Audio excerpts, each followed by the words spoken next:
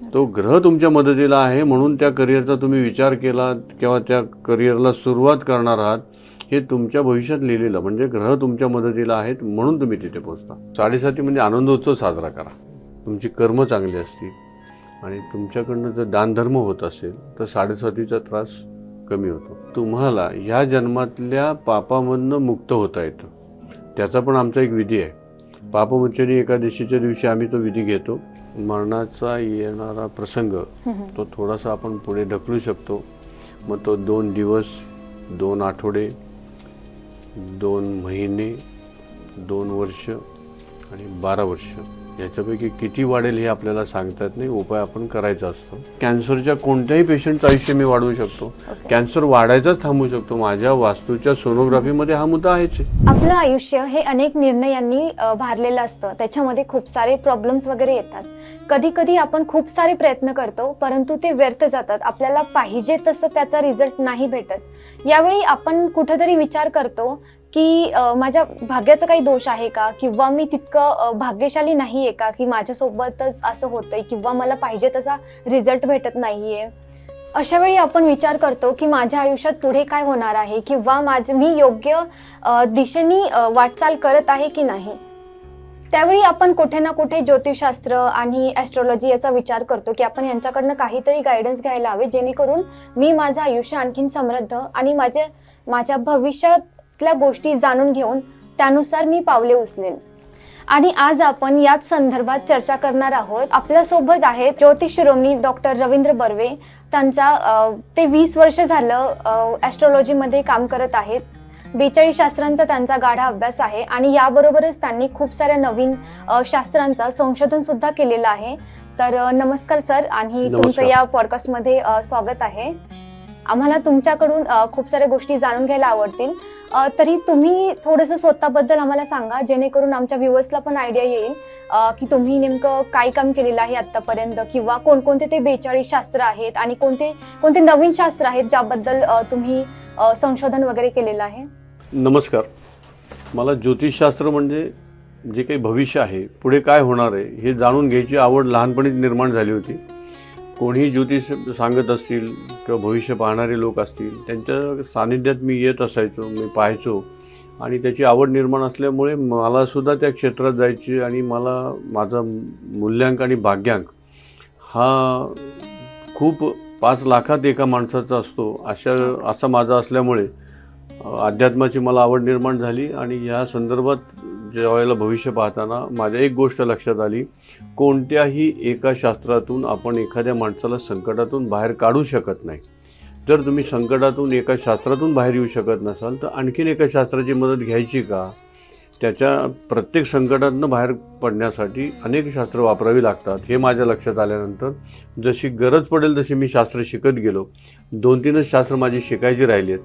मग आता तरीसुद्धा आपण बाहेर काढू शकत नाही म्हटल्यानंतर मी माझे स्वतः काही संशोधन सुरू केलं. त्या संदर्भात अभ्यास केला. खूप म्हणजे आपण प्रॅक्टिकल म्हणतो तसं मी खूप लोकांकडे त्या वस्तू ठेवायला दिल्या, त्याप्रमाणे त्यांना वागायला सांगितलं. त्याप्रमाणे त्याचा अभ्यास करत 1 वर्षभरामध्ये माझ्या लक्षात आलं आणि अशा अनेक शास्त्रांचा मी नवीन तयार करण्याचा किंवा त्या शास्त्राचा उगमच माझ्याकडनं झाला म्हणायला हरकत नाही. सर, ॲस्ट्रॉलॉजी म्हणजे नेमकं काय आहे? मग ह्याच्यामध्ये कोणकोणत्या गोष्टी येतात त्याबद्दल तुम्ही थोडीशी माहिती सांगाल का? ॲस्ट्रॉलॉजी म्हणजे भविष्य. ह्याच्यामध्ये भविष्य, फक्त ॲस्ट्रॉलॉजी म्हटलं की भविष्य हा शब्द त्याचा अर्थ झाला. पण भविष्याविषयी बोलायचं झालं किंवा कोणत्या विषयांबद्दल बोलायचं झालं तर आपल्याला 1 महिनासुद्धा पुरणार नाही, इतकं खूप मोठं असं हे शास्त्र आहे. पण बेसिक सांगायचं झालं तर आपण फक्त भविष्य पाहतो. पण प्रत्येक वेळेला भविष्य पाहताना भूतकाळ आणि वर्तमान काळाचा संदर्भ घेतल्याशिवाय पुढे जाता येत नाही. ओके. मग जेव्हा आपण एखाद्याचं असं पाम रिडिंग वगैरे करतो, मग त्यावेळी त्यांच्या भूतकाळाचा आपण तो संदर्भ कसा घेतो आणि त्यावरनं कसं त्यावेळेला भविष्य आपण ठरवलं भूतकाळाचा जातं? संदर्भ घेत नाही. त्यावेळेला पाम रिडिंगमध्ये जे आपण सांगत असतो ते सांगत असताना ती घटना तुमच्या, आता तुम्ही जर 20व्या वर्षी भविष्य पाहिलं तर पुढे काय घडणार आहे ते सांगतो. 40व्या वर्षी जर तुम्ही हाताचं भविष्य पाहत असाल तर 20 वर्षापूर्वी ही गोष्ट होऊन गेली का हे विचारावं लागतं. ते आपोआप ते हातामध्ये असतं आणि त्याप्रमाणे भविष्य सांगितलं जातं. त्याचं मरण कधी आहे इथपर्यंत साधारण सांगितलं. सर काही लोकांचा ना ॲस्ट्रॉलॉजीवर म्हणजे विश्वास नसतो. मे बी त्यांचा एक वैज्ञानिक दृष्टिकोन असतो की असं नाही होऊ शकत किंवा हे काही लिहिलेलं वगैरे नाही आहे. तर मग त्यांना आपण कसं समजवू शकतो की ह्या सगळ्या गोष्टी पण खऱ्या आहेत किंवा असं होतं? ही प्रत्येक गोष्टीला वैज्ञानिक अर्थ 70-80% प्रमाणात असतोच, आपण तो पाहायला जात नाही. वैज्ञानिक म्हणजे जो वैज्ञानिक दृष्टिकोन आणि अध्यात्म हे पूरकच आहे. पण जर जिथे विज्ञान संपतं तिथे भविष्य काम करतो म्हणतात, ते शेवटचे 20% आहे. बाकी सगळ्या विज्ञान आणि ज्योतिष अध्यात्म हे सगळं मिळतं जुळतं एकमेकाला पूरकच चाललेलं असतं. सर विज्ञान आणि ॲस्ट्रॉलॉजी तुम्ही सांगितलं की हे दोन्ही गोष्टी सुसंगत आहेत. तर मग याचं काही एखादं एक्झाम्पल आहे का? बरीच उदाहरणं आहेत. म्हणजे माझ्याकडे जसं की त्या व्यक्तीच्या पत्रिकेमध्ये लिहिलेलं होतं की त्याचं दीर्घायुष्य आहे आणि त्या व्यक्तीला 55-60 वर्षाच्या मध्येच काही असे आजार झाले. घरातले पण खूप चिंतित होते आणि मोठा आजार झालेला होता. मग ते सगळे डॉक्टर झाले, डॉक्टरांचा इलाज संपला म्हणण्यापेक्षा डॉक्टर म्हणाले की आम्ही काही करू शकत नाही, दुसरी पॅथी घ्या, म्हणजे ॲलोपॅथीकडनं आयुर्वेदकडे जावं लागेल, वनौषधीकडे जावं लागेल. अशा काही पद्धतीत त्यांनी बरेच उपाय केले. अध्यात्मासाठी सुद्धा अनेक ठिकाणी फिरल्यानंतर लक्षात आलं की आता काही होत नाही आहे. पण जर डॉक्टरांच्या हिशोबाने इलाज नाही आहे, आजार तर आहे आणि बराही होत नाही आहे, तर ह्याच्यासाठी त्यावेळेला ॲस्ट्रॉलॉजी म्हणजे नुसतीच ॲस्ट्रॉलॉजी म्हणता येत नाही, अध्यात्म त्यावेळेला काम करतं. अध्यात्म म्हणजे अनेक शास्त्र वापरली जातात. त्या व्यक्तीला हा आजार कशामुळे झाला आहे हे ज्यावेळेला शोधलं जातं, त्याच्यावर उपाय करण्यासाठी विज्ञानापेक्षा ॲस्ट्रॉलॉजी म्हणजे ज्योतिषशास्त्रातनं जास्त जवळ जाऊ शकतो. ज्यामुळे तो सुरू झाला आहे त्याच्यावर काम करावं लागतं. म्हणजे त्या वास्तूचा दोष असेल किंवा पूर्वी ती व्यक्ती ज्या ज्या ठिकाणी नोकरी संदर्भात, व्यवसाय संदर्भात गेली असेल किंवा त्यांच्यावर अनेक प्रकारच्या ब्लॅक मॅजिकसारख्या काही गोष्टी झाल्या असतील, तर त्याच्यावरती आपल्याला उपाय करता येतो. त्या उपायातनं त्यांना बाहेर काढता येतं. खूप मोठ्या मोठ्या आजारातनं लोक बाहेर पडलेले आहेत. अशी एक व्यक्ती होती की ज्या वेळेला बघा आता विज्ञान आणि हे कसं आहे, ज्यावेळेला त्यांना असं सांगितलं होतं की कॅन्सर झालेला आहे आणि हा कॅन्सर काही बरा होणारा नाही आहे. माझ्या हिशोबाने ब्लड कॅन्सर असेल तर बरे होत नाहीत, पण बाकीच्या कॅन्सरमधनं आपण म्हणजे शरीरातल्या एखाद्या भागावरती जर तो कॅन्सर झालेला असेल तर आपण त्यातनं लोकांना बाहेर नाही काढलं तरी इथून पुढे वाढायचं थांबवू शकतो. मग माझ्याकडे केस आल्यानंतर मी त्यांना सगळं पाहिलं, त्यांची वास्तू पाहिली, वास्तूमध्ये बदल करून दिला आणि त्या महिला होत्या त्यांच्याकडे घरातल्यांच्याकडनं पण थोडंसं असं वाटलं होतं की आता ही व्यक्ती राहणार नाही किंवा असं. तर फक्त मी झोपायच्या जागा बदलायला सांगितल्या, बसायच्या जागा बदलायला सांगितल्या आणि त्यातून त्यांना इतकं बरं वाटायला लागलं की ते आजही जिवंत आहेत आणि इथून पुढे त्यांचा काही कॅन्सरचं होत नाही. म्हणजे त्याच्याबद्दलची औषधं घ्यायची वेळ आता राहिलेली नाही आहे. कोणत्या पॅथीतून त्या बऱ्या होणार आहेत ती पॅथी पण मी सांगितली, त्यातनं त्या बऱ्यापैकी त्यांचा सगळा आजार कमी झालेला आहे. मुळात ही व्यक्ती जी आहे ती अमेरिकेत त्यांचा मुलगा होता. अमेरिकेतल्या मुलाला त्याच्या मित्राच्या वडिलांनी इथे मी ज्यांच्यावरती इलाज केला होता त्या माहितीतून त्यांनी मला सांगितलं की माझ्या आईचं पण हे करा आणि तो योग येत नव्हता, घरच्यांचा विश्वास नव्हता.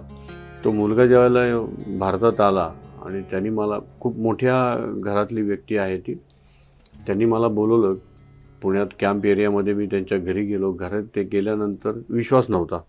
मी त्यांना सांगितलं की तुम्ही काहीच बोलू नका अगोदर, जर विश्वास नसेल तर मी सांगतो ही व्यक्ती म्हणजे बेडवर कोणत्या बाजूला झोपतायत, कोणत्या म्हणजे बेडवर 2 जागा असतात, तर इकडे झोपतात की इकडे झोपतात हे सांगितलं आणि कोणकोणत्या खुर्चीवर झोपतात बसतात, कोणकोणत्या खुर्चीवर बसतात असं म्हणताना एक जागा मला असं मध्ये बीम होता, त्या बीमच्या खालची जागा सापडली. मी म्हटलं ही पण जागा आहे, ही जर ते बसत नसल्या तर इथे दुसरं कोणी बसू नका.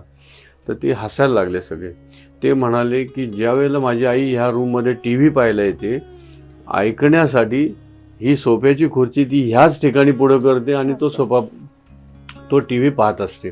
टी व्ही पाहण्यापुरती ही खुर्ची पुढे घेतात आणि इथे बसतात. मी सांगितलं ह्या जागेवर बसल्यामुळेच हा आजार झालेला आहे आणि मग ती खुर्ची त्यांना बाजूला घ्यायला सांगितली. ती जागा त्यांनी माझ्यासमोरच सगळ्या जागा बदलल्या. बेडसुद्धा ह्या भिंतीचा ह्या भिंतीला केला. आपल्या पुण्यातली ही गोष्ट आहे.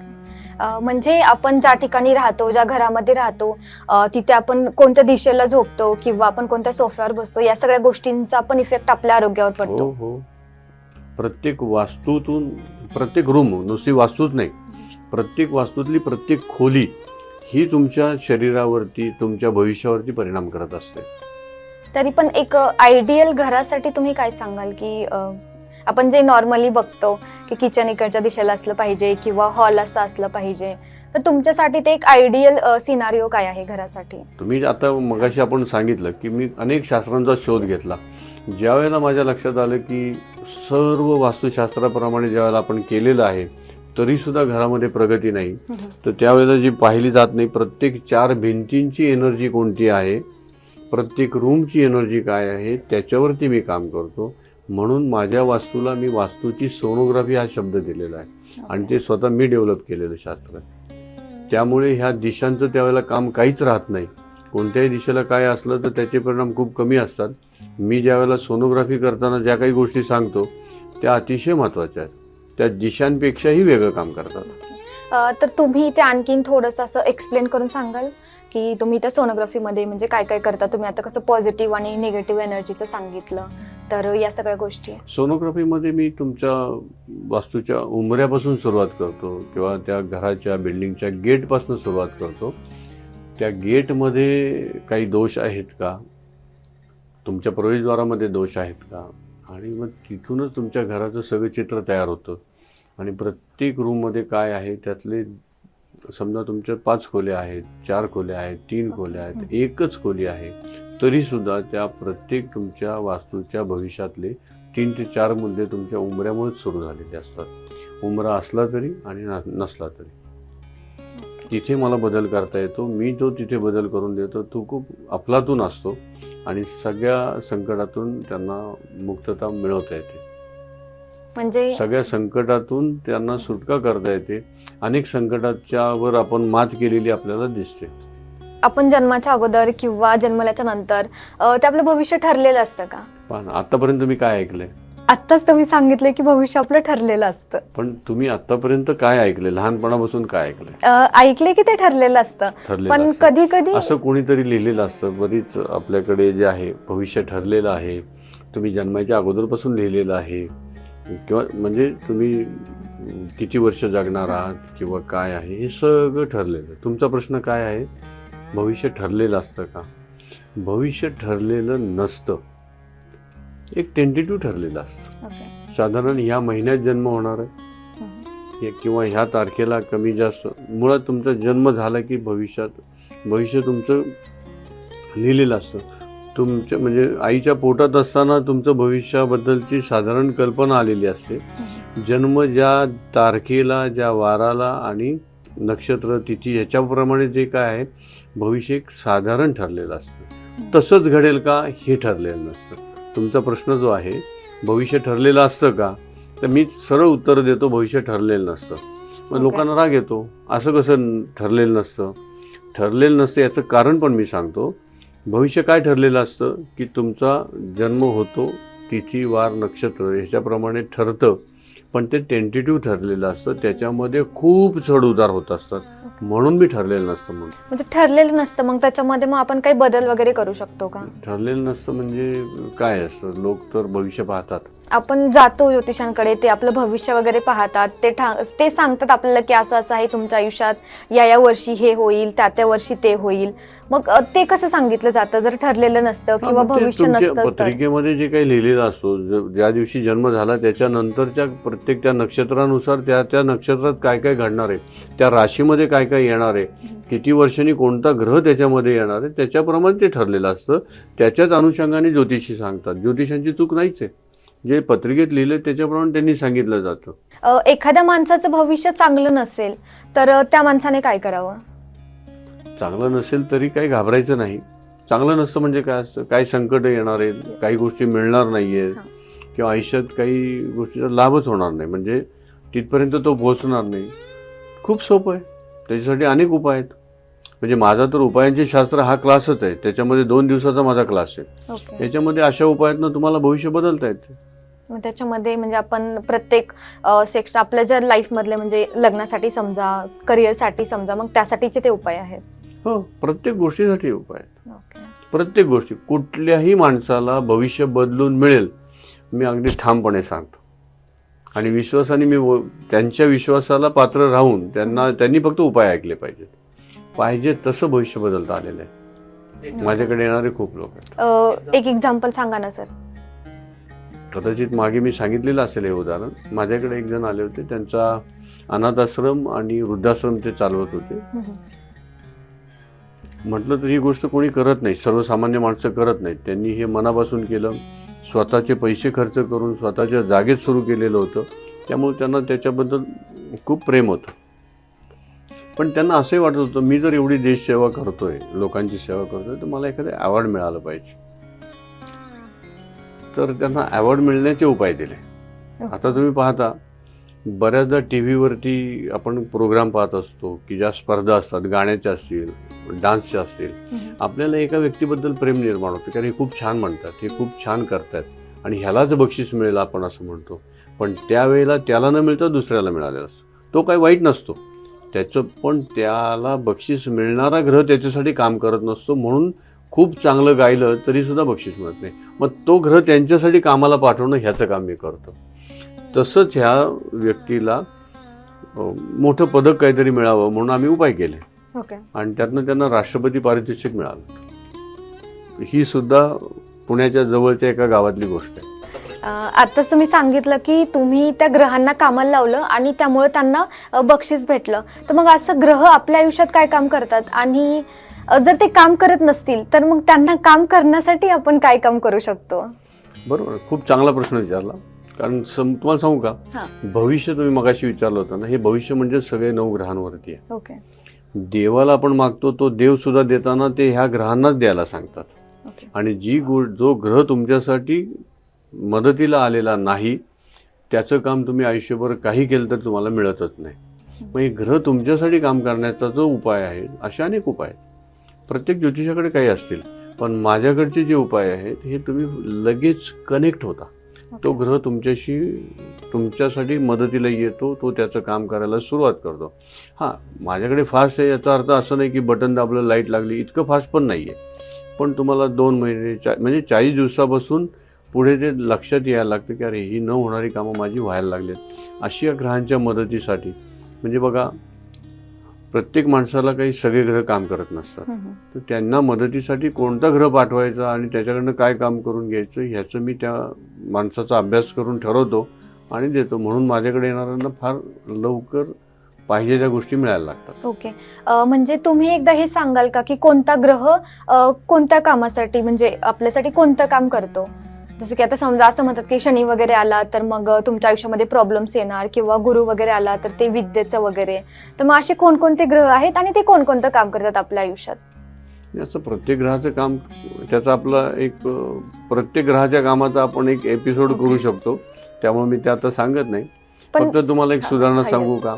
तुम्हाला राग येणार नसेल तर सांगतो. आता तुम्ही पहिलं कोणत्या ग्रहाचं नाव घेतलं? शनी. हे बघा, हे शनी महाराज आहेत, शनी देव आहेत. आपल्याकडं कुठल्याही ज्योतिषी सांगणार नाही, कुठल्याही घरातला आपला आई वडील आजी आजोबा पण सांगणार नाहीत. म्हणून मी तुम्हाला आणि सगळ्यांसाठी सांगतो, कृपया शनी महाराजांना एकेरी हाक मारू नका. शनी महाराज किंवा शनिदेव असंच म्हटलं पाहिजे. जर एकेरी हाक मारली तर ते तुमच्याकडं दुर्लक्ष करता. तुम्ही त्या मंदिराच्या बाहेर जाऊन 5 किलो लाडू जरी वाटले तरी तुमच्याकडं प्रेमाने कधीही ते पाहणार नाही. याची काळजी घ्या. ओके सर, मी पण त्याची काळजी घेईन. काही लोकांचं असं म्हणतात की कुंडलीमध्ये वगैरे मंगळ असतो किंवा मंगळ ग्रह असतो आणि त्यांचं लग्न वगैरे जमत नाहीयेत. मग असं तुम्ही सगळ्या ग्रहांचं थोडीशी माहिती देत. तुमचा हा जो प्रश्न आहे ना, हा सगळ्यांनाच पडलेला असतो. सौम्य मंगळ किंवा तो जास्त त्रास देणारा मंगळ. घाबरू नका. आणि तुमचं जे म्हणणं आहे की मंगळ हा काही वेळेला तो चांगला पण असतो, म्हणजे तुमच्या आयुष्यात काही खूप चांगल्या गोष्टी देतो. लग्नासाठी अडचण निर्माण करतो असं तुमचं म्हणणं आहे ना, तर मुळीच नाही. फक्त तुम्हाला पाहिजे त्या मुलाशी, तुम्हाला आवडेल त्या मुलाशी लग्न करता येत नाही, एवढाच त्याच्यामध्ये दोष आहे. पण तुमचं लग्न होणार, तुमचं म्हणजे ज्याचं मंगळ आहे त्याच्यासाठी मी म्हणतो की ज्यांच्या मुलींच्या किंवा मुलांच्या पत्रिकेत मंगळ आहे त्यांचं लग्न होणार नाही असं नसतं. त्यांना पुन्हा मंगळाचे जोडीदार मिळतात. मुलींच्या बाबतीत असं जर म्हटलं की काही वेळेला तर फक्त मंगळाचा मुलगा मिळत नसेल तर ज्यांच्याकडे शनी महाराजांची त्याच्या पत्रिकेतलं स्थान काय आहे ते पाहावं. अशाही काही मुलांचा मंगळ नसला तरी मुलींशी लग्न केलं तर काही बिघडत नाही. त्यांचाही संसार सुखाचा झालेला मी पाहिलेला आहे. पण बेसिकली आपल्याकडे अशीच धारणा आहे की म्हणजे समजा एखादा माणूस मांगलिक आहे म्हणजे त्याचं लग्नच होणार नाहीये. नाही ना, म्हणून तर म्हटलं की असं काही समजू नका आणि कुठल्याही गोष्टीवर अडून बसू नका. प्रत्येक गोष्टीसाठी उपाय आहेत, प्रत्येक गोष्टीसाठी उपाय आहेत. हे असं आहे मग माझ्या आयुष्यात हे मिळणारच नाही का असं कोणत्याही विचारात राहू नका. प्रत्येकाने पाहिजे ते मिळवता येतं, प्रत्येकाला पाहिजे ते मिळवता येतं. याचं जे पत्रिका पाहिली, भविष्य पाहिले आणि तेच होईल म्हणून गृहीत धरू नका. पाहिजे ते बदल करून घ्या. जे जे तुम्हाला आयुष्यात पाहिजे, खूप छान भविष्य करायचं, सुंदर भविष्य करायचं असेल तर त्याप्रमाणे उपाय करा. जास्तीत जास्त 1 वर्ष लागतं. 1 वर्षामध्ये तुम्ही त्या गोष्टीपर्यंत पोहोचता. सर, आपल्या आयुष्यामध्ये म्हणजे आपल्या ह्याच्यामध्ये कुंडलीमध्ये ग्रह तारे असतात, तर त्यांच्यानुसार मग आपण आपलं भविष्य कसं हे करू शकतो? म्हणजे त्यांचा रोल काय असतो कुंडलीमध्ये किंवा आपल्या आयुष्यामध्ये? कसं आहे माहिती आहे का, ते त्यांचं काम करत असतात. ते आपल्यासाठी लगेच बदलत नाहीत. निसर्ग, पृथ्वी आणि ते ग्रह ते त्यांच्या पद्धतीने चालत असतात. तुम्ही ज्या राशीच्या, ज्या नक्षत्राला जन्म झालेला आहे त्याप्रमाणे तुम्ही त्यांच्या कोणत्या स्थानात ते येत आहेत तुमच्या कुंडलीप्रमाणे, त्याप्रमाणे तो बदल. तुम्हाला प्रत्येक वेळेला कोणता तरी ग्रह काहीतरी करून देतोय किंवा तो तुमच्यासाठी बदलायला आलाय हा गैरसमज दूर करा. आपण त्याच्या होऱ्यात जात असतो. आपण त्याच्या होऱ्यात जातो म्हणून आपल्याला आता ह्या गोष्टी मिळणार आहेत, ह्या गोष्टी मिळणारच नाही आहेत हे तेव्हा ठरलं जातं. पण मी आता सांगितलं तसंच त्याच्यावर सुद्धा उपाय आहेत. जो ग्रह नाही आहे त्या ग्रहाचं इथे आपण काय उपाय करायचे, नवग्रह मंदिरात जाऊन काय म्हणायचं आहे, कोणत्या ग्रहाशी काय म्हणायचं आहे, त्या प्रत्येक ग्रहाचं दर्शन कसं करायचं आहे ह्याच्याकडे आपल्याला लिहिलेलं आहे. प्रत्येक बऱ्याच ग्रंथांमध्ये आहे. नसेल तर मी ती माहिती सांगेन. ओके, म्हणजे तुमचं बेसिकली असं म्हणणं आहे की आपले जरी ग्रहांची जी काही स्थिती आहे ती आपण उपाययोजना करून चेंज करू शकतो आपल्याला जशी पाहिजे तशी. हो, नक्कीच. ओके.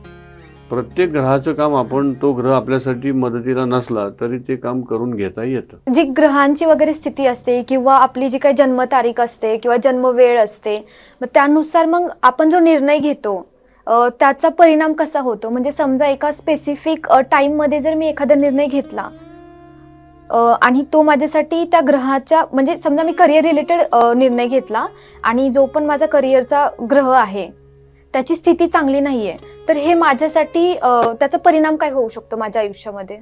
नाही, मुळात कसं आहे बरं का, तुम्ही सर्वसामान्य लोकांसारखाच हा विचार आहे. माहिती नाही म्हणून नाही, असं काही मी सर्वसामान्य म्हणजे असं नाही, पण ज्यांना भविष्याची माहितीच नाही अशा लोकांचा असा प्रश्न असू शकतो. पण तुम्हाला सांगू का, तुम्ही काय म्हणालात, मी एखादं करिअर निवडताना त्या ग्रहाची परिस्थिती नसेल तर मुळात जर तो ग्रह तुमच्या मदतीला नसेल तर त्या करिअरपर्यंत तुम्ही पोहोचणारच नाही. तो ग्रह तुमच्या मदतीला आहे म्हणून त्या करिअरचा तुम्ही विचार केला किंवा त्या करिअरला सुरुवात करणार आहात, हे तुमच्या भविष्यात लिहिलेलं, म्हणजे ग्रह तुमच्या मदतीला आहेत म्हणून तुम्ही तिथे पोहोचता. त्याशिवाय तुम्ही जाणार नाही, म्हणजे तो तुमच्यासाठी लाभदायक आहे. ओके, म्हणजे समजा तसं काही स्थिती नसेल आणि असं समजा की आता मी एक करिअर निवडलं, मी जर्नलिझम निवडलंय आणि त्याच्यामध्ये मला काहीतरी प्रॉब्लेम्स येत आहेत. ओके, सो तुम्ही आता म्हणताय की ते ग्रह तुमच्यासाठी लाभदायक होता, तो कार्य करत होता म्हणून तुम्ही हे करिअर चूज केलं. परंतु मी जर करिअरमध्ये आता काही ग्रोथ वगैरे करत नसेल किंवा खूप सारे प्रॉब्लेम्स येत असतील तर मग त्याचा मिनिंग काय होतं? याचं मिनिंग असं आहे की तुम्हाला लाभणार आहे, पण प्रत्येक माणसाला एकच लाभते असं नसतं. कधी 3 ते 4 गोष्टी लाभत असतात. मग त्याच्या टक्केवारीप्रमाणे जर बघितलं की तुम्हाला पत्रकारिता हे जर क्षेत्र तुम्ही निवडलंय म्हणजे हे तुम्हाला काहीतरी लाभणार आहे, पण कदाचित ते 70% असेल, 80% असेल, 90% असेल, 100% असेल, ह्याच्याप्रमाणे तो बदल असतो. आज जरी नाही झालं तर कालांतराने त्याच्यामध्ये तुम्हाला पुन्हा सक्सेस मिळू शकतो. ज्याला आज सक्सेस येतो काही काळाने त्याचा थोडासा कमी पण होऊ शकतो. कुठली गोष्ट कायमस्वरूपी आहेच असं नाहीये. म्हणजे मला आज यश मिळालं तर मलाच कायम मिळेल असं नसतं. प्रत्येकाचे काही दिवस येतात, कमी होतात, जास्त दिवस जातात असं नाही मला म्हणायचं, हा. कमी जास्त होतात. ओके. म्हणजे आपण जो काही निर्णय वगैरे घेतो, भलेही तो पॉझिटिव्ह असो किंवा निगेटिव्ह असो, त्याचा काही परिणाम असो, पण ते आपण ते ग्रहांच्या अकॉर्डिंगच घेतो. सर, 7.5 म्हणजे काय असते?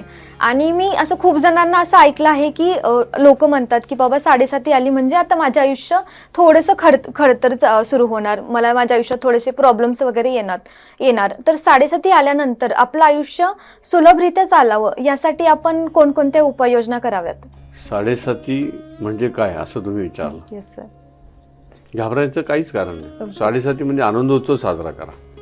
असं का सर? कारण की जनरली असंच असतं की 7.5 येणार म्हणजे काहीतरी प्रॉब्लेम्स येणार. हो ना, मी काय सांगितलं, आनंदोत्सव साजरा करा. 7.5 मध्ये कधी न मिळालेल्या गोष्टी सुद्धा मिळवता येतात, त्याच्याकडे पहा. संकट काय एरवी पण येतच असतात, जास्त संकट येतात. हां, तुमचं वय 60 नंतर असेल आणि तुमच्याकडे एखादा मोठा आजार असेल तर मात्र तुम्हाला त्या 7.5च्या पिरियडमध्ये भीती आहे. कशाची? ती पण थोडंसं जास्त असं नाही, एक्सप्लेन आता करून त्या सांगा. भीतीबद्दल म्हटलं तर मग लोक आणखी, भीती म्हणजे तो आजार लवकर बरा होणार Okay. नाही असं आपण म्हणूयात. कारण मला थोडंसं मला निगेटिव्ह बोलताच येत नाही असं Okay. समजा. तर पण तुमच्यासारख्या वयाच्या मुलामुलींनी 7.5ला घाबरायचं कारण नाही. बरं, ती एकदाच येत नाही हो. 7.5 आयुष्यात 2-3 वेळा येते. ओके. मग त्यावेळेला तुम्ही प्रत्येक वेळेला घाबरले तर चालणार नाही. माझ्याकडे उपाय आहेत. माझ्याकडे उपाय म्हणण्यापेक्षा आपल्या शास्त्रात उपाय आहेत, खूप छान छान उपाय आहेत. फक्त ते उपाय फॉलो करा. 7.5 काहीच नाही आहे, त्रासच नाही आहे असं तुम्हाला वाटेल त्यातनं. असं तुम्ही 3 ते 4 उपाय आमच्या व्ह्युअर्सला पण सांगा, जेणेकरून म्हणजे समजा कोणाची तरी 7.5 वगैरे सुरू असेल. खरं सांगू, हां. सगळ्यांना त्रास होतच नाही. ओके. तो तुमच्या कर्मावरती थोडंसं अवलंबून असतं. ज्याची कर्म बिघडली आहेत आणि मागच्या जन्मापासून बिघडली त्यांना जास्त त्रास होतो. तुमची कर्म चांगली असतील आणि तुमच्याकडनं जर दानधर्म होत असेल तर 7.5चा त्रास कमी होतो. दानधर्मामध्ये सुद्धा अन्नदानात जास्त महत्त्व आहे. ओके. मग ते जर झालं, अन्नदान तुमच्याकडनं होत असेल तर फार त्रास. आता ज्यांना 7.5 आहे आणि खूप घाबरत आहेत किंवा त्याची एक भीती मनामध्ये बसलेली आहे किंवा काही लोकांनी ती भीती मनामध्ये घालून दिलेली आहे, तर अशा लोकांनी प्रथम शनी महाराजांना शरण जावं, त्यांची सेवा करावी, त्यांना न आवडणाऱ्या गोष्टी करू नयेत. फॉर एक्झाम्पल आपण कोणकोणते आहेत त्याच्यामध्ये? त्यांना खोड्या काढलेल्या आवडत नाही, हां. पायाने कुणाला मारलेलं आवडत नाही, ओके. काळ्या वस्तू घातलेल्या, काळ्या गोष्टी म्हणजे काळे कपडे म्हणा, काळा बेल्ट, काळे शूज. मी सुद्धा काळ काहीच घालत नाही. ओके. तर ह्या गोष्टी नसाव्यात. म्हणजे त्यांचं अशा लोकांवरती प्रेम राहतं. थोडंसं अन्नदान करावं. मुळात आई वडील आणि गुरु यांची सेवा करता आली पाहिजे. ओके. आणि जे नवग्रह मंदिराच्या बाहेरचे गरीब, अन्नदान म्हणजे कुठल्या तरी स्कूलला गेलेत, कुठेतरी केलेत किंवा कुठेतरी पंक्ती घातल्यात, वाढदिवसाला मी 1000 लोकांना जेवण दिलं, ह्याच्यात पुण्य आहेच आहे. पण 7.5चं जे पुण्य आहे ते तुम्ही मंदिराच्या बाहेरचे जे लोक बसलेले असतात, गरीब लोक, किंवा ज्या ठिकाणी खायला कोणाला मिळत नाही अशा लोकांना घरात शिजवलेलं तुम्ही दिलं तर तुम्हाला त्याच्यातून त्रास कमी होतो. 7.5चा त्रास नक्कीच कमी होतो. ओके. म्हणजे तुम्ही आता कसं कर्माचा विषय काढला की जे आपले काही मागच्या जन्माचे काही कर्म वगैरे असतात आणि त्याच्यामुळं मग ते आपल्या मागच्या जन्मातल्या कर्मांचा आपल्या आत्ताच्या आयुष्यावर काय परिणाम होतो? मागच्या जन्माच्या कर्मांचा लगेच परिणाम होत नाही, म्हणजे तो दिसण्यासारखा लगेच नसतो. ओके. पण ती कर्म वाईट आहेत म्हणून तुमची हातातल्या संधी जात राहतात. तुम्ही समजा आपण 4-5 जण एका ठिकाणी आहोत, आपल्याला मॅनेजर व्हायचे आणि सगळ्यांची एकच आहे, किंवा बाहेर इंटरव्ह्यूला बसलेले आहेत, कोणाचा नंबर लागेल सांगता येत नाही, तर तुम्हाला तिथे तुमच्या कर्मानुसार नंबर लागतो किंवा तुमच्या ग्रहांच्या स्थितीनुसार नंबर लागतो. आणि ग्रह नसतील आणि कर्म जर कमी असतील तर त्यांचा नंबर लागायला उशीर होतो. किमान 10, 15, 20 इंटरव्ह्यू दिल्याशिवाय त्यांच्या नोकरीची संधी त्यांना मिळत नाही. ओके. मग आपण ते कर्म कसे पॉझिटिव्ह करू शकतो किंवा ते ग्रह कसे ऍक्टिव्हेट करू शकतो? फार छान प्रश्न आहे. कर्म सुधारली पाहिजेत हा तुमच्या मनात विचार आला म्हणजे फार छान झालं. कर्म सुधारता येतात. ओके. सुधारता येतात म्हणजे ती कमी करता येत नाहीत. पण म्हणजे ती कर्म जर चुकीची असतील तर ती कमी करता येत नाहीत, पण तुम्हाला ह्या जन्मातल्या पापामधनं मुक्त होता येतं. त्याचा पण आमचा एक विधी आहे. पापमोचनी एकादशीच्या दिवशी आम्ही तो विधी घेतो. त्या दिवशी त्या प्रयोगामध्ये फार कमी पैसे असतात त्याचे. अनेकांची पापं धुण्याचा कार्यक्रम आम्ही करतो. ओके. पापं धुवून मिळतात, ती तुम्हाला फक्त त्या विधीला सहभागी व्हायला पाहिजे. ओके. म्हणजे असं काही नाहीये का की मागच्या जन्मामध्ये मी खूप जास्त निगेटिव्ह काम केलं, या जन्मामध्ये मी जर पॉझिटिव्ह काम करत गेले तर त्याचा जो ग्राफ आहे तो वर जाईल आणि माझे निगेटिव्ह कर्म खाली खाली जातील. बरोबर, होईल ना असं? तसंच आहे. ओके. जर इथपर्यंत पापं झालेली आहेत हां. आणि पुण्य इथंच आहे, ह्या जन्मातली जी पुण्य आहे ती अशी वाढत वाढत वाढत वाढत ह्याच्या पुढे गेलीत की तुमचं ह्याचा त्रास कमीच झाला ना. फक्त ती पुण्य किंवा आपलं वागणूक ही चांगली ह्याच्या पुढे नेता आली पाहिजे आपल्याला. सर हे बघा ना, आत्ताच्या ह्याच्यामध्ये कसं झालंय, सगळ्यांची डेफिनेशन वेगवेगळी आहे. म्हणजे माझ्यासाठी एखादी गोष्ट बरोबर आहे तर तुमच्यासाठी ती चुकीची असू शकते. सो इन जनरल मध्ये पापाची डेफिनेशन काय आहे आणि पुण्याची डेफिनेशन काय आहे, म्हणजे आपण त्याला कसं मेजर करू शकतो की बाबा हे पाप आहे आणि हे पुण्यामध्ये येईल? मी आता तुम्हाला जो म्हणालो पापमोचनी एकादशीला आमचा तो जो विधी असतो, त्या विधीच्या वेळेला मी ते मुद्दे देतो. कमीत कमी 16-17 मुद्दे त्याचे आहेत. आता ते सगळे सांगणं वेळ जाईल, पण त्यातल्या 2 गोष्टी सांगतो. आई वडील त्यांचा अपमान करू नका, गुरूंचा अपमान करू नका आणि त्यांचा आशीर्वाद घ्यायला शिका. ते जर हयात नसतील, तुम्ही राहता त्या घरात नसतील तरी जमिनीला हात ठेवून मातृदेवो भव पितृदेवो भव म्हणालात तरी त्यांचा आशीर्वाद तुम्हाला मिळतो. तुम्ही पाया पडलेलं तिथपर्यंत जातं नाही जातं मला माहीत नाही, पण तुम्ही असं म्हटल्यामुळे तुम्हाला त्यांचा आशीर्वाद मात्र नक्कीच मिळतो. ओके. एवढा आशीर्वाद जरी मिळाला तरी बऱ्याच पापातनं तुम्ही थोडेसे म्हणजे पाप वाढायचं काम थोडं कमी प्रमाणात ओके. म्हणजे मेन आई वडिलांचा आणि गुरूंचा आदर केला पाहिजे. केला पाहिजे. ओके. सर खरंच मागचा जन्म असतो का, आणि मागच्या जन्मामध्ये मी जे काही पाप वगैरे करते ते मी या जन्मामध्ये कसे घेऊन येते? तुम्ही घेऊन येता म्हणजे तो वरचा देत राहतो. ओके. आणि मागचा जन्म आहे का तर मीच नाही, प्रत्येक ज्योतिषी हेच सांगतो. किंवा काही वेळेला काही संदर्भ आहेत की तुम्ही मागच्या जन्मामध्ये काय काय पाहिलेलं आहे.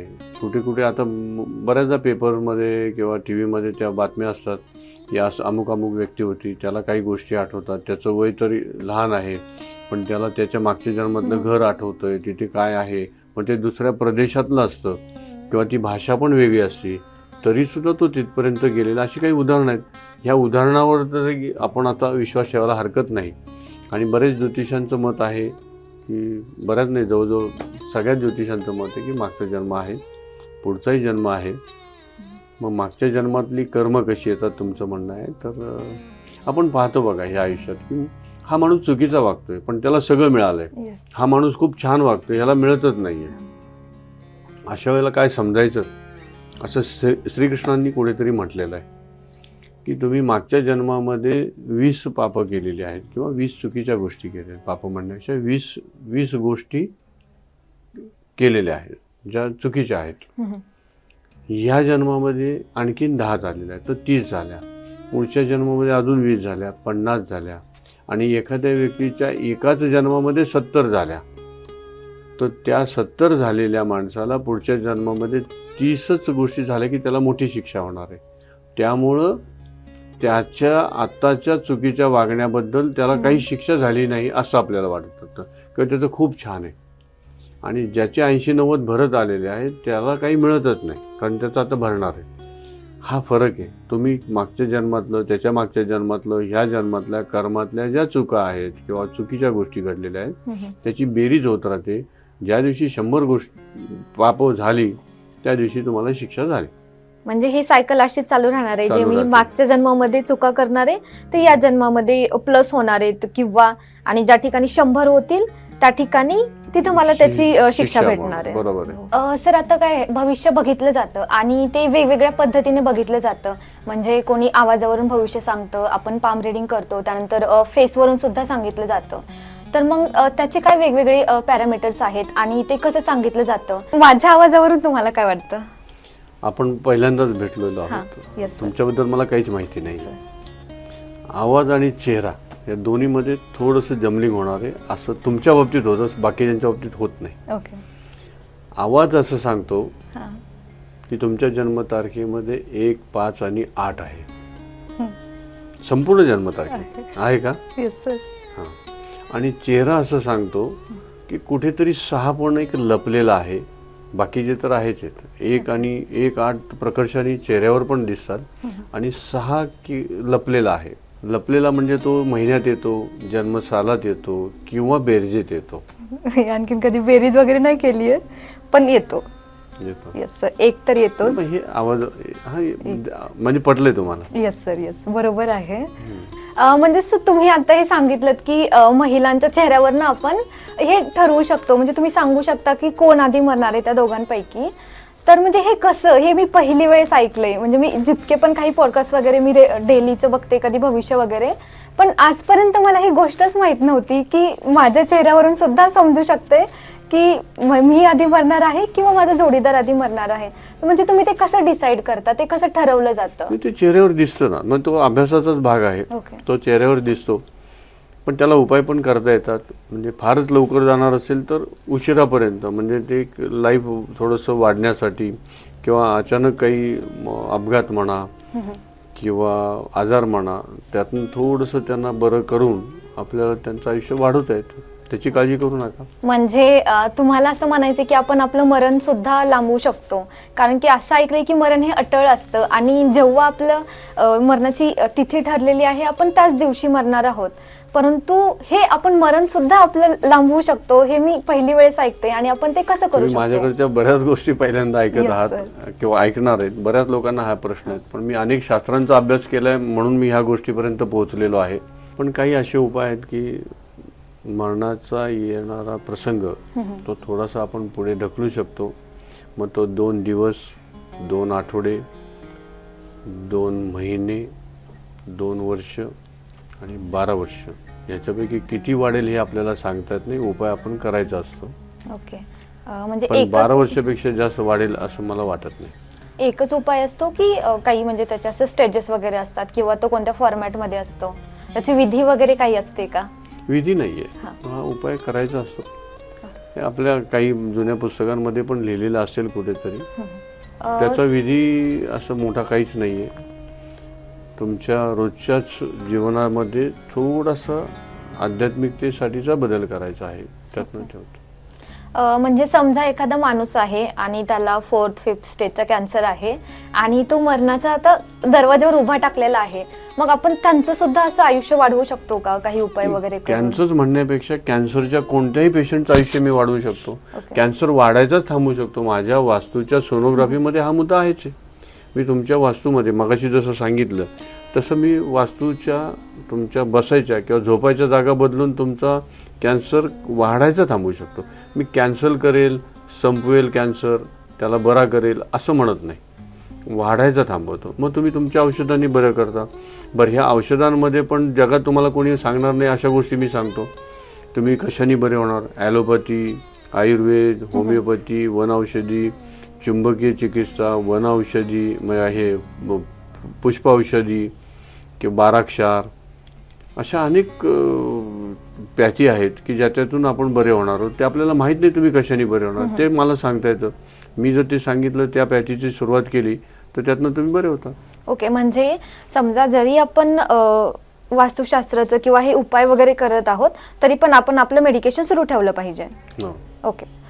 सर, चेहऱ्यावरून आपण कोणकोणत्या गोष्टी सांगू शकतो किंवा कशा पद्धतीचं आपण भविष्य सांगू शकतो? आणि चेहऱ्यावर असं म्हणतात की म्हणजे तीळ वगैरे असतात बघा, त्यांचं पण खूप महत्त्व असतं आणि ते सुद्धा आपलं भविष्य किंवा काही गोष्टी आपल्या आयुष्यातल्या चेंज करू शकतात.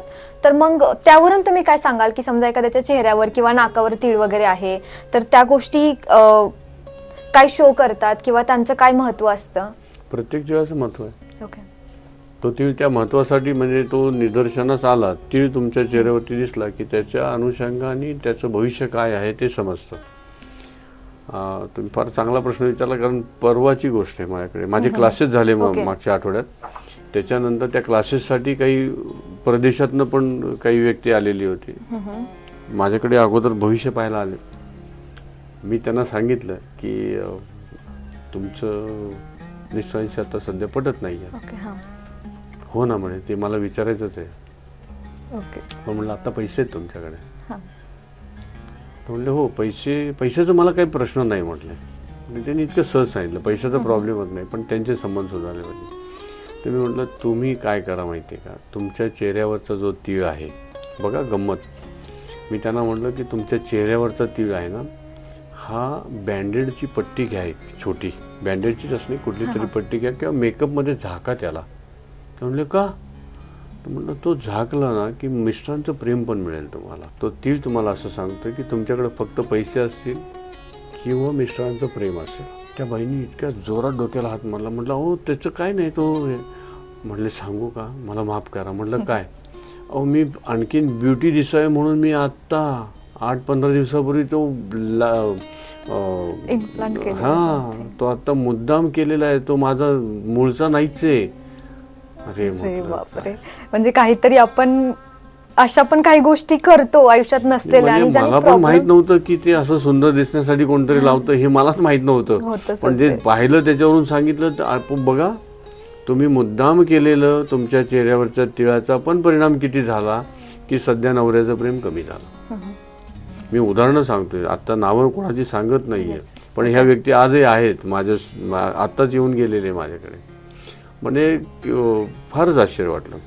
आणखीन एक तिळाचा उपाय होता. मला वाटतं मागच्या एखाद्या कार्यक्रमात मी सांगितलंही असेल त्यांचं, ही जुनी गोष्ट आहे फार. एका महिलेचे मिस्टर फार तिला रागवायचे, मध्येच 2-2 महिने निघून जायचे भांडून. आणि ती म्हणली नाही ते आले पाहिजेत, असं पाहिजे तसं पाहिजे. ते म्हटलं की मी त्यांना असं सांगितलं की माझा खूप जो उपाय आहे तो म्हटलं तर अवघड आहे, म्हटलं तर सोपं आहे, करणार का? मी असंच सांगतो लोकांना, सोपं असलं तरी असं सांगतो. तर त्या म्हणाल्या, तिची मैत्रीण म्हणाली नाही हो, ती मिस्टर आले पाहिजे, ती काय म्हणाल ते उपाय करेल. तर मी जेव्हा सांगायला लागलो तेव्हा ती म्हणाली की मला माझ्या मावस बहिणींनी तुमच्याकडे पाठवलं. ती मावस बहिणीचं नाव ती सीमा आहे. ती म्हणे मला त्या सीमानी तुमच्याकडे पाठवलं, पण तिने सांगतानाच मला असं सांगितलं, हे सर भारी आहेत, तुझे सगळे प्रॉब्लेम सोडवतील, पण त्यांचे उपाय आहेत ना हे खूप हसण्यासारखे असतात. मी म्हटलं असं का सांगितलं तिने? तर म्हणे तुम्ही आता जो उपाय सांगता तोही तसाच आहे. त्यांनाच मी उपाय दिला होता की फक्त जेवण करताना आणि आंघोळ करताना फक्त स्कार्फ काढा, स्कार्फ तुम्ही बांधूनच ठेवला पाहिजे. तर ते म्हणाले असं का? म्हटलं बाकी काहीच विचारू नका, तुमच्या ह्या ठिकाणी एक तीळ होता आणि तो तुम्ही आता काढलेला आहे. त्याला 1 वर्ष होऊन गेलं, तुम्हाला आता कसा दिसतो? त्यांना माणूस ऐकलं की रिॲक्ट होतो. म्हणजे त्याला तर 1 वर्ष होऊन गेलं, मग तुम्हाला आता कसा दिसतो? म्हटलं तो काढलेला दिसतोय ना मला, म्हणजे त्याचे परिणाम पण मला माहिती आहे, म्हणून तुम्ही स्कार्फ घालायचा. आणि त्यांचं काय झालं माहीत नाही, पण तिच्या मैत्रिणींनी मला 3ऱ्या दिवशी फोन केला की म्हणे अमुक अमुक तिचा फोन आला का? म्हणलं नाही का हो, काय झालं? नाही म्हणे आले की तिचे मिस्टर. तिच्या मैत्रिणी जी बरोबर आली होती तिने किस्सा सांगितला. तिची मुलगी सारखी म्हणायची की मम्मी तू पाणी भरताना पण का स्कार्फ घालते, पोळ्या करताना पण का स्कार्फ घालते? तर तिला काही उत्तर दिलं नाही. तिच्या मिस्टरांचा असा फोन आला होता सकाळी की तू कुठे गेली आहेस? म्हणजे मी घरीच आहे. नाही तू नक्कीच घरात नाही आहे. नाही मी कोणाची शपथ घेऊ, मी घरात आहे असं ती रागून म्हणून. मग तू घरात येतं दार का नाही उघडत असं त्यांनी त्या फोनमध्ये बोललं, आणि हिने दार उघडलं तर ते बाहेर उभे होते. मी हा उपाय म्हणजे जे करायला सांगितलं स्कार्फ बांधायला, 3ऱ्या दिवशी तिचे मिस्टर आले होते. 2 महिने आलेले नव्हते त्याच्या अगोदर, 3ऱ्या दिवशी आले. आणि हे तिच्या मैत्रिणींनी मला लगेच ते घडल्या फोन करून सांगितलं. आता मला या ठिकाणी हे विचारायचंय, तुम्ही जे पहिले एक्झाम्पल सांगितलं होतं ना, त्याच्यामध्ये त्यांनी तो तीळ म्हणजे इम्प्लांट केलेला, ओके, त्याच्यानंतर त्यांच्या आयुष्यामध्ये असे चेंजेस झाले होते. आणि दुसऱ्या केसमध्ये असं होतं की त्यांनी तो काढला आहे, मग तो काढलेला ते परत हे नव्हते का करू शकत? म्हणजे तो तीळ परत टाकू शकत नव्हते पाहिजे असं नव्हतं. मला काय म्हणायचं, तिथं तीळ पाहिजे हे माझं बंधनच नाहीये. तो तीळ त्यांनी माझ्या उपायांवरती विश्वास ठेवावा. कारण हा त्या म्हणाल्या, त्यांच्या बहिणीने जर सांगितलं की हसण्यासारखा उपाय, मग त्या पण कितपत विश्वास ठेवतील? त्यांनी विश्वास ठेवावा. हे पहा, तुम्ही माझ्यावर कधी विश्वास ठेवाल की जे आता दिसत नाही आणि त्याच्याबद्दल मी तुम्हाला सांगतो, त्याच वेळेला तुम्ही विश्वास ठेवाल ना. म्हणून ते सांगितलं आणि मग 100% विश्वास ठेवला ना. सर तिळाच्या पोझिशननुसार काय आपल्या आयुष्यामध्ये चेंजेस होतात? म्हणजे समजा असं मी ऐकले की ज्या लोकांच्या नाकावर तीळ असतो तो जास्त घमंडी वगैरे असतात, किंवा ज्यांच्या हातावर तीळ असतो त्यांच्याकडे जास्त पैसा वगैरे येतो. तर तुम्ही त्याची एक माहिती सांगा. आणि त्याबरोबरच ज्या लोकांच्या चेहऱ्यावर वगैरे तीळ नसतो तर म्हणजे त्यांचं आयुष्य कसं आहे त्याच्याबद्दल पण थोडंसं सांगा. चेहऱ्यावर तीळ नाही म्हणून काहीच होत नाही का? हा, तसं काही ओके त्याचे काही परिणाम नाहीत. आणि तीळ असलाच पाहिजे असंही काही नाही. ओके. तिळामुळेच पैसे वाढतात असंही नाही आहे. पण जर तुम्ही आता हाताच्या रेषेवर म्हणाल तर जर हाताच्या रेषेच्या मध्यभागी जर तीळ असेल तर बऱ्याचशा कामांमध्ये ब्रेक लागतो. तर त्यासाठी उपाय केला पाहिजे. बाकीच्या कुठल्याही तिळासाठी काही उपाय करायची गरज नाही. माझ्या निदर्शनास आलं तर मी ती बँडेडची पट्टी लावा, काही दिवसासाठी लावा, नोकरी मिळत नाही म्हणून लावा, लग्न होत नाही म्हणून लावा, किंवा अशा काही गोष्टींसाठी मी ते करायला सांगतो. हाताच्या रेषा कशा पाहिजे असल्या त्या कशा असल्या तर आपण बदलू शकत नाही, बरोबर. आता माझ्या ज्या मागच्या आठवड्यात क्लासेस झाले, प्रत्येक वेळेला जेव्हा क्लास घेतो त्यावेळेला क्लासला येणाऱ्या व्यक्तीला माहीत असतं की माझ्याकडे अनेक शास्त्र आहेत. तर सहज जो कोणताही क्लास असला तर सहज 2 प्रश्न लोक विचारतात, माझ्या तारखेवरनं काय आणि हातावरनं काय. एक 55 वर्षाचे ग्रस्त होते क्लासला. त्यांनी 2 वेळा विचारलं मला की माझं काय. म्हटलं 4 माणसात नका विचारू, नंतर सांगतो. मग आमच्या क्लासमध्ये दुपारी एक छान जेवण असतं. ते जेवणाला गेल्यावर मुद्दाम माझ्या शेजारी बसले. मी जे विद्यार्थी असतात त्यांच्यातच जेवायला बसतो. मी असं काही मोठा आहे आणि मी दुसरीकडे बसतो असं काही नाही. मलाही आवडतं लोकांशी बोलायला. ते शेजारी बसले. 2 वेळा त्यांनी विचारायचा प्रयत्न केला, पण ते एकटेच नव्हते ना. टेबलवर आणखीन लेडीज होत्या, जेंट्स होते, मुली होत्या, सगळे असे बरेच जण होते क्लासला. आजूबाजूच्या टेबलवर पण आमचीच माणसं होती. त्यांना राहवलं नाही. म्हटलं त्यांना सांगितलंच पाहिजे. सगळ्यांना म्हटलं यांच्या हाताचं सांगतो बरं का. यांना मी वैयक्तिक सांगणार होतो, पण आता सगळ्यांसमोर सांगितल्याशिवाय हे गप्प बसणार नाहीत. त्यांचा हात घेतला, त्या हातावरती बघितलं, त्यांना सांगितलं तुमच्या आयुष्यात कमीत कमी 3 महिला आल्या असतील. तर ते म्हणाले नाही 2 लग्न झालेली आहेत. म्हटलं नक्कीच लहानपणी एखादी मैत्रीण होऊन गेली. ते पाया पडले, खाली वाकून पाया पडले. मला म्हटलं हे सगळ्यांना कळायला नको म्हणून मी सांगत नव्हतो. हा किस्सा घडलेला आहे. ओके. ह्या अशा अनेक गोष्टी कळतात हातावर. म्हणजे आपलं म्हणजे लग्न कधी होणार आहे, लग्न कधी होणार आहे, मुलं किती होणार आहेत, मुली किती होणार आहेत, पुढे काय होतात. आणखीन एक विषय सांगतो. माझे एक मित्र आहेत. ओके. ते पण हस्तरेषेवरून सांगतात. त्यांनी तर एक मोठ्या आजाराची रेषसुद्धा शोधलेली की जो आजार सर्वसामान्यांना नसतो. मध्ये त्या आजाराबद्दलचे खूप पेशंट होते. त्याची रेख म्हणजे त्या पेशंटच्या त्यांनी जाऊन प्रॅक्टिकल बघून त्या हातावरती रेष आहे का पाहिली तर त्या मोठ्या आजाराची पण रेष त्याच्यावरती होती हातावरती. सर असा कोणता मोठा आजार होता की म्हणजे ज्याचं आपण नाव वगैरे नाही घेऊ शकत किंवा तो आपल्या हातावरून कळू शकतो? मला कळत नाही योग्य आहे की नाही मी इथं नाव घेणं. त्यांना काय झालं होतं, आत्ताची गोष्ट नाही, ही जुनी गोष्ट आहे. ज्या वेळेला एड्सचे पेशंट अनेक तयार होत होते किंवा त्याच्याबद्दल खूप भीती निर्माण झाली होती, त्या पिरियडला नवीन आम्ही ज्योतिषी सगळेच असे आहोत की त्याच्याबद्दल नवीन नवीन शोधायचा प्रयत्न करतो. तर त्यांचा हस्तरेषेचा अगदी चांगला अभ्यास आहे. ते कुठल्याही कोणाचाही हात पाहिला, नवीन कोणी मुख्यमंत्री झाले, नवीन नगरसेवक झाले की त्यांच्या हाताचा ते अभ्यास करतात आणि सांगतात. ते क्लासेस पण घेतात. तर त्यांनी त्यावेळेला आमची जेव्हा चर्चा झाली त्यावेळेला ते सांगितलं की मी ह्याच्याबद्दल आता संशोधन करतो आहे आणि मला ते जाणवायला लागलं आहे. तर ते 2-3 महिन्यानंतर त्यांनी सांगितलं की परफेक्ट आहे माझं आणि मी ती रेष शोधली. ते एड्सबद्दल ज्यांच्या हातावरती रेग आहे त्यांना एड्स होईल. आता मुळात काय झालं की त्या पिरियडमध्ये त्यांनी जे झालेले त्यांच्या पाहिल्या तर ती रेष होती. आता नंतर कोणाला काळजी घेण्यासाठी ते सांगत असतील की बुवा ही रेष आहे तर तुम्ही हा आजार होऊ नये त्याची काळजी घ्या. ओके. म्हणजे असं पण हातावरून आपलं जीवनरेखा वगैरे हे सगळं समजतं. ओके. सर आता आपण आवाजाकडे वळायचं का? म्हणजे आवाजावरून पण आपण लोकांचं भविष्य वगैरे सांगू शकतो किंवा म्हणजे त्यांच्या आयुष्यात काय होणार आहे किंवा काय उपाय वगैरे केले पाहिजेत, तुम्ही त्याबद्दल सांगाल का थोडं? आवाजावरून भविष्य हे माझं संशोधन आहे. हे कुठल्या पुस्तकात नाही आहे. हे मी स्वतः मला आवड म्हणून लोकांचे आवाज ऐकता ऐकता ह्याच्यातनं ते तयार झालेले. सर भविष्य बघण्याच्या खूप साऱ्या पद्धती आहेत. म्हणजे हातावरून, आता आपण आवाजावरून ट्राय केलं किंवा ते तिळावाला पण आपण हे बघितलं. तर मग मला 2-3 आहेत ज्या की जास्तच असं त्याच्याबद्दल माहिती वगैरे पाहिजे, किंवा ते पण काही खरं असतं का? म्हणजे आपण कधी जातो किंवा आपण पोपटाकडनं ती चिठ्ठी उचलतो, म्हणजे पोपट ती चिठ्ठी उचलणार आणि त्यानंतर मग ते ज्योतिष आपली भविष्यवाणी करणार, म्हणजे हे कितपत खरं असतं आणि ह्याचं पॅरामीटर्स काय आहेत? ते तो पोपट कोणतीही चिठ्ठी उचलू शकतो ना, म्हणजे त्याला कसं कळणार आहे की माझ्या आयुष्यात काय आहे, आणि त्यानुसार मग ते आपलं भविष्य कसं सांगितलं जातं? त्याच्याबद्दल आता सध्या ते लोक कमी झालेत, पण पूर्वी अनेक लोक होते. मी सुद्धा लहानपणी ते लोक पाहिलेले आहेत. इव्हन चित्रपटात सुद्धा दाखवायचे त्यांचं ते. हो. नाही, आहे ते शास्त्र आहे. त्या पोपटाला तयार केलेलं असतं की त्या नावावर गंमत बघा, त्याला काय ट्रेनिंग दिलेलं असतं. तुम्हाला फक्त तो चिठ्ठी आणतो एवढंच दिसतं. तुम्हाला त्या नावावरचा त्याला अभ्यास दिलेला असतो. समजा माझं नाव रवींद्र आहे. ओके. त्याला र नी काय सुरुवात होती, पहिलं अक्षर काय घेतले, तर कोणती चिठ्ठी काढायची, ह्या टाईपचं ट्रेनिंग दिलेलं असतं. मग आपल्याकडे ज्या राशीचा माणूस आहे तर आपल्याकडे लिहिलेलं आहे बघा की तुमचं जर म असेल किंवा स असेल तर तुमची रास सिंह आहे, तुमचं क असेल तर तुमची रास मिथुन आहे. हे जे काही आपल्याकडे तो एक ठोकताळा आहे, ह्या ठोकताळ्याचं त्याला शिकवलेलं असतं की त्याला ते रास कुठली ते नसतं कळत.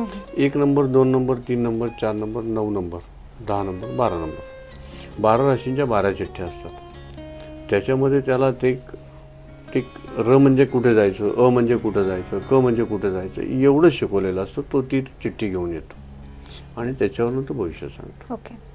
आणि ते पण म्हणजे खरंच असतं. आता बघा, भविष्य पाहणं हे म्हणजे मी काही ज्योतिषांना रागेल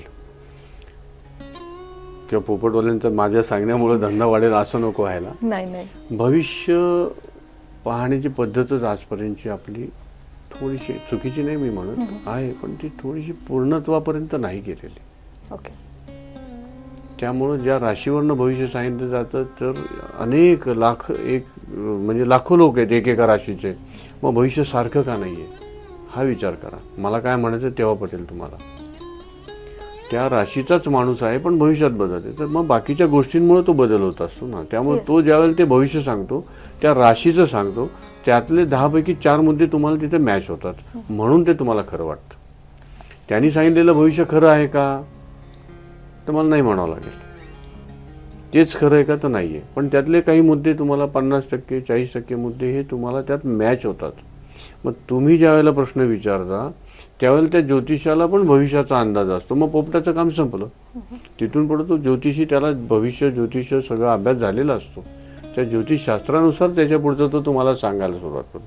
तुम्ही अट्रॅक्ट व्हावं, तिथपर्यंत यावं, हे काम पोपट करतो. ओके. तिथून पुढे ज्योतिषाला माहितीच आहे तुमचं काय आहे. तो तारीख विचारणार, वेळ विचारणार, त्याच्याकडे पंचांग असलं तर एक अंदाज बघणार. मग तिथून पुढे ते भविष्य पोपटाने सांगितलं म्हणून खरं आहे का तेवढ्यावर थांबू नका. तो ज्योतिषी काय सांगतोय, पुढे काय काय सांगतो, त्याच्या ज्योतिषाच्या अभ्यासावर ते ठरणार आहे. ओके. म्हणजे पोपटाचा रोल फक्त कस्टमर्सला एक अट्रॅक्ट करण्यापर्यंत, आणि जो काही रोल आहे बाकी भविष्य सांगण्याचा तो पूर्ण ज्योतिषाचा आहे. तो पोपटच भविष्य सांगतोय का आपल्याला? नाही, तो फक्त तुम्हाला सुरुवात करून देतो. आणि मी तर म्हणेल, म्हणजे ह्या शास्त्रात मी असल्यामुळे, की चला त्या निमित्ताने तर लोकांना ज्योतिषाकडे वळायची सवय तरी लागेल, तो असलेला बरा.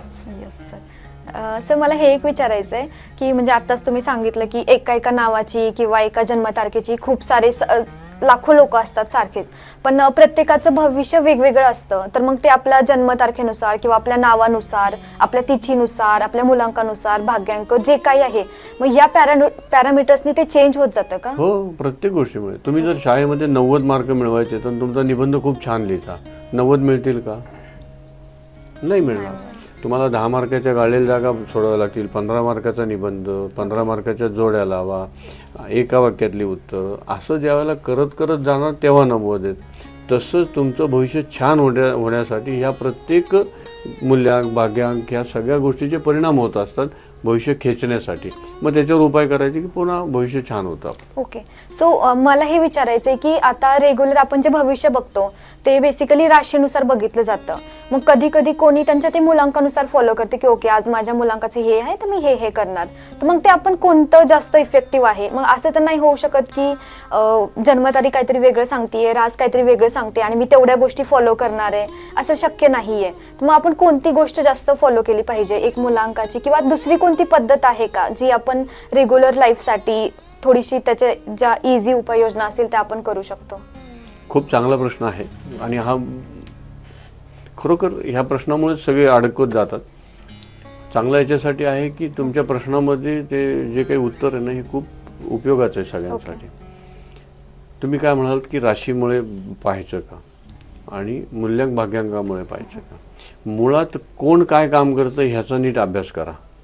मूल्यांक आहे हा थ्रूआउट तुमच्या लाईफसाठी आहे ओके. आणि राशी भविष्य हे तुमच्या दिवसाच्या भविष्यासाठी आहे. ओके. मोठ्या गोष्टी ज्या आयुष्यात येणार आहेत नाही येणार आहेत त्यासाठी तो मूल्यांक भाग्यांक आहे. रोजच्या जीवनासाठी तुम्हाला राशीच्याच भविष्यावर पाहायला लागणार. सर एकदा ना मूल्यांक आणि भाग्यांक काय असतो हे एकदा क्लिअर करा, म्हणजे त्याचं काय बेसिक आयडिया वगैरे असेल ते व्ह्युअर्ससाठी. हल्ली सगळ्यांनाच माहिती आहे मूल्यांक भाग्यांक, लोक बेरीज करतात. फक्त कधी कधी काही जण भाग्यांकाला मूल्यांक म्हणतात, मूल्यांकाला भाग्यांक म्हणतात. मूल्यांक म्हणजे तुमची जन्मतारीख किंवा जन्मतारखेची बेरीज, हा मूल्यांक झाला.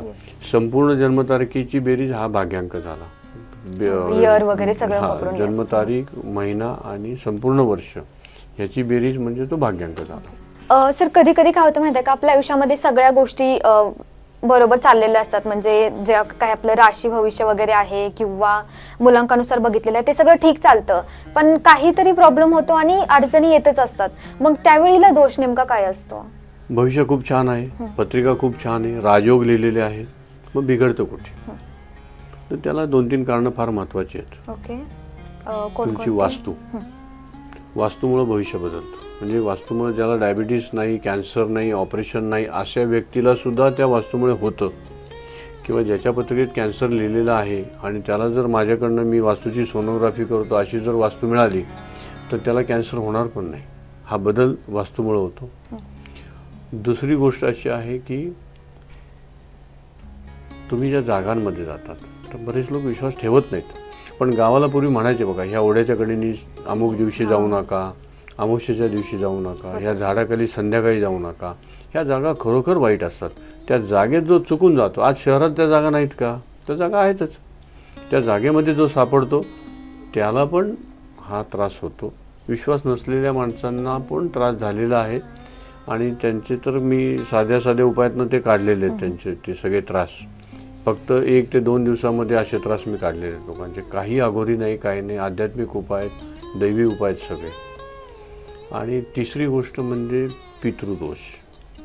आणि मी असं ज्यांना मातृदोष आहे ते सुद्धा सांगतो. बऱ्याचदा ज्योतिषांकडनं मातृदोषाबद्दल राहून जातं. त्यांना वाटतं पितृदोष काढला आहे तर हरकत नाही, पितृदोष, पण पितृदोष आलाच कशामुळं? तर तो मातृदोष आहे म्हणून पितृदोष झालेला आहे. मग पितृदोष मातृदोष तुमचे जर असतील तर लाईफ बदलत जातं, प्रत्येक गोष्ट अडकत जाते. आणि हे सगळं पितृदोष, वास्तुदोष आणि तुम्ही चुकीच्या जागी गेलात आणि तुमच्या लाईफमध्ये आलेल्या व्यक्तीच्या बरोबर पण अशा चुकीच्या जर गोष्टीतून कोणी आलेलं असेल, त्या होऱ्यात तो सापडलेला असेल तर संपूर्ण तुमचं आयुष्य बदललं जातं.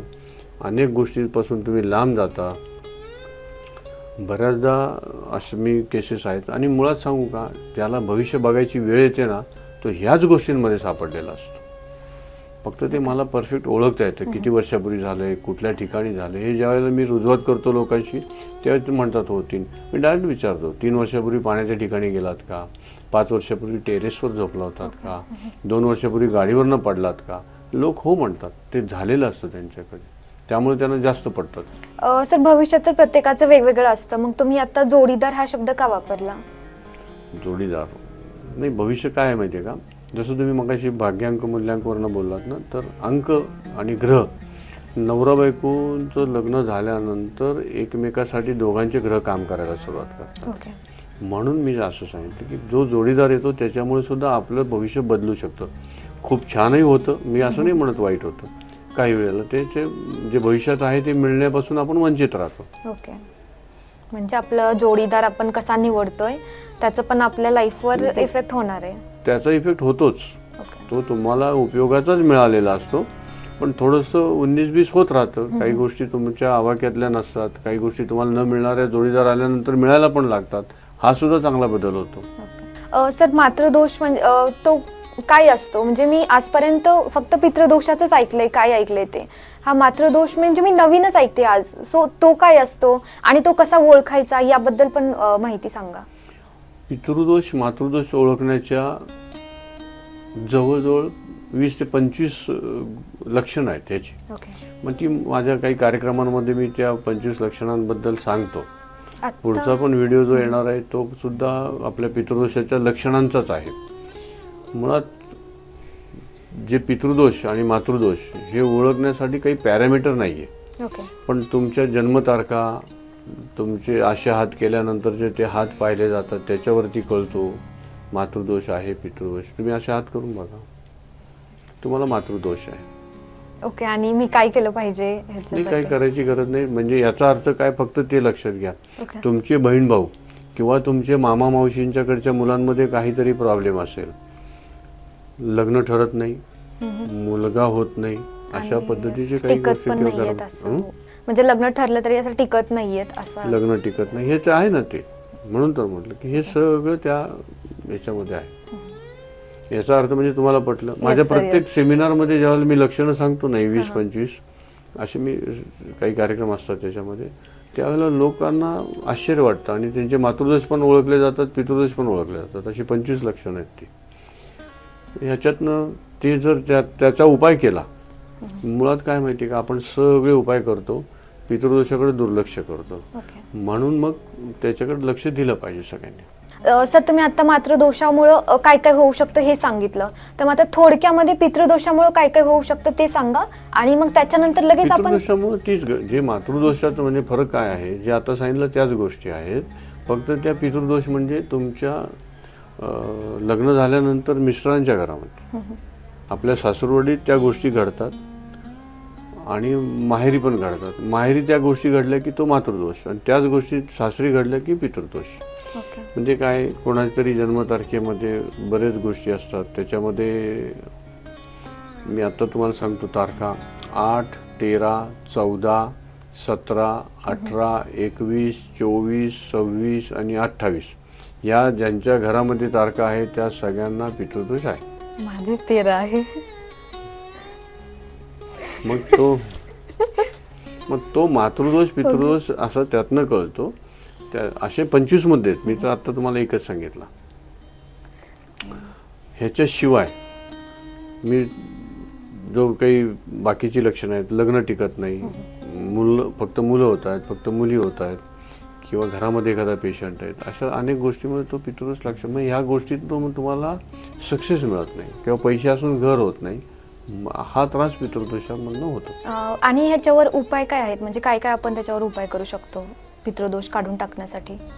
हा चांगला प्रश्न विचारला. कारण काय होतं माहिती आहे का, प्रत्येक ज्योतिषाने जरी तुम्हाला सांगितलं की पितृदोष आहे, प्रत्येकजण पितृदोष काढण्यासाठी कुठेही जात नाही. बाकीचे उपाय, महागाचे उपाय पण करतात, पण जाण्याचा कंटाळा म्हणा किंवा ते सोयीचं वाटत नाही. आत्ताचं जीवन आपलं फास्ट झालेलं आहे, त्यामुळे सवड मिळत नाही, किंवा काही वेळेला पैसे जास्त वाटतात लोकांना, म्हणून ह्या गोष्टी होत नाही.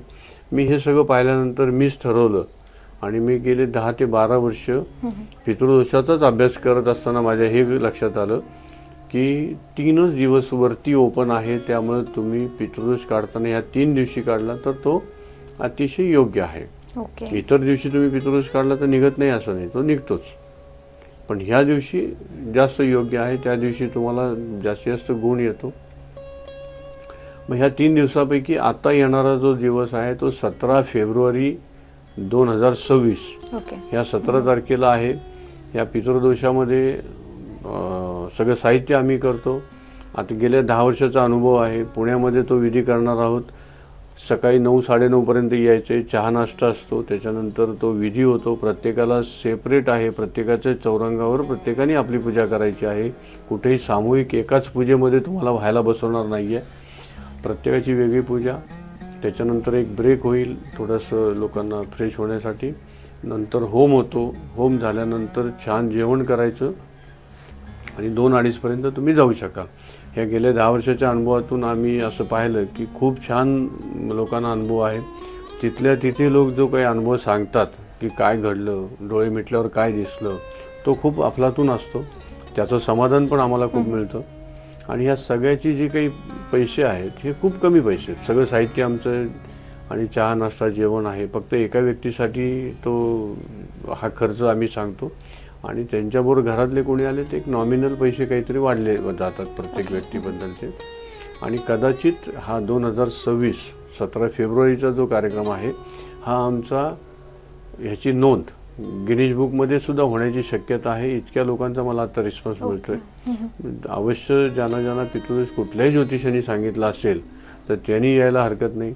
जर तुम्हाला पितृदोष आहे का नाही हेच माहीत नसेल तर त्यांनी मला व्हॉट्सअपला फोटो, नाव, आईचं नाव आणि जन्मतारीख पाठवावी. त्यातनं पितृदोष आहे की नाही मी ते सांगेन. किंवा माझ्या पुढच्या एपिसोडमध्ये पितृदोषाची लक्षणं आहेत, ती लक्षणं पाहिल्यावर तुम्हाला लक्षात येईल आपल्याला आहे की नाही आहे. या 25 लक्षणांमधनं जर तुम्ही कशातही सापडला नाहीत तर तुम्हाला पितृदोष नाही. आणि जर असेल तर लवकरात लवकर नाव नोंदवा. कारण ह्यावेळेला खूप गर्दी आहे, खूप लोक येणार आहेत. तुमची संधी हुकू नये, त्यामुळे तुम्हाला लवकरात लवकर नाव नोंदवणं गरजेचं आहे. आजचा पॉडकास्ट म्हणजे आपण इथंच थांबवणार आहोत. ह्याच्यामध्ये आपण खूप साऱ्या गोष्टी कव्हर केलेल्या आहेत. म्हणजे आपण पाम रिडिंग, फेस रिडिंग, त्यानंतर आपण व्हॉइसवरून एखाद्याचं भविष्य कसं सांगतो, या सगळ्या गोष्टी आपण जाणून घेतल्या आहेत. इथून पुढचे पण काही एपिसोड्स होतील, त्याच्यामध्ये आपण एका गोष्टीबद्दल सगळं डिटेलमध्ये जाणून घेऊयात. आणि दुसरी गोष्ट म्हणजे सरांनी खूप छान शेवटचा जो मुद्दा मांडलेला आहे पितृदोषाचा आणि मातृदोषाचा, त्यावर आपण आणखीन एक एपिसोड करणार आहोत. परंतु आता 100पैकी 80 ते 90 लोकांना पितृदोष असतो, पण त्यांना कळतच नाहीये की आम्हाला पण आहे. तर आम्ही, जर तुम्हाला ते जाणून घ्यायचं असेल तर आम्ही सरांचा नंबर देतोय डिस्क्रिप्शन बॉक्समध्ये. तुम्ही त्यावर सरांना संपर्क करू शकता आणि तुम्हाला पितृदोष आहे की नाही आणि असेल तर तुम्ही त्याचं निवारण कसं करणार आहात हे तुम्ही सरांकडनं जाणून घेऊ शकता. आणि धन्यवाद सर, तुम्ही आम्हाला तुमचा मौल्यवान वेळ दिल्याबद्दल. आणि खूप साऱ्या गोष्टी आपण जाणून घेतलेल्या आहेत. प्रत्यक्षात म्हणजे माझ्याबद्दल सुद्धा तुम्ही ज्या काही गोष्टी सांगितल्यात त्या 100% खऱ्या आहेत. आणि त्याच्यामुळे धन्यवाद सर. नमस्कार.